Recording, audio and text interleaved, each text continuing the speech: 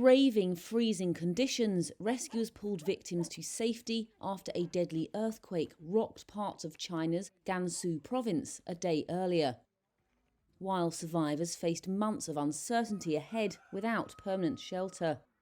The magnitude 6.2 earthquake jolted the northwestern region minutes before midnight on Monday, sending terrified residents out into the cold at the dead of night. Over 130 people died and hundreds were injured in the quake, and when rescue operations ended on Tuesday, almost 80 people had been retrieved from rubble. In Gansu, more than 207,000 homes were wrecked, and nearly 15,000 homes collapsed, affecting more than 145,000 people. And in the neighbouring Qinghai province, households in 22 towns and villages were affected.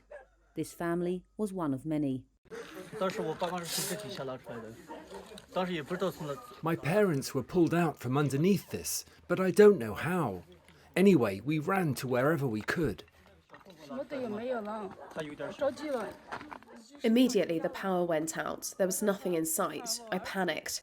I called out for my son, called my son's name, and there was no response.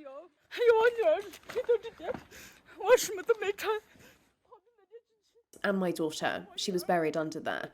I had nothing on and ran towards there.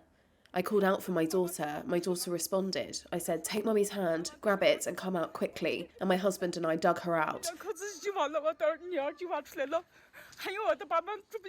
My parents, who lived over there, also managed to escape. Our whole family is fine, but our houses are gone.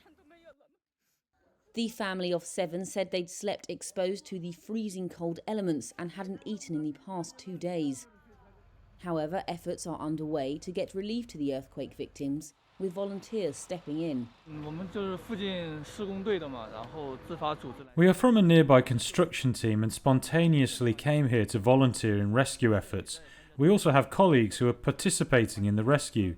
Currently we're moving some relief supplies such as food, tents, beds, blankets and such. Whatever they need, we'll help transport it for displaced residents to use. In the quake-hit region, it's not only houses but infrastructure that has been severely damaged, including roads, power and water lines, as well as agricultural production facilities, and triggering land and mudslides.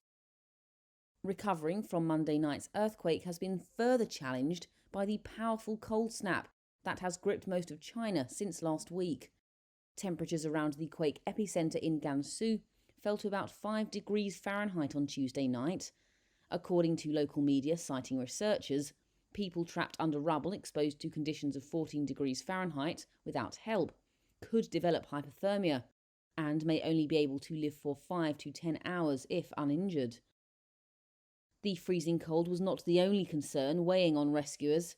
The Gansu Provincial Seismological Bureau said through comprehensive analysis, strong aftershocks of magnitude 5 were still possible around the area in the coming days.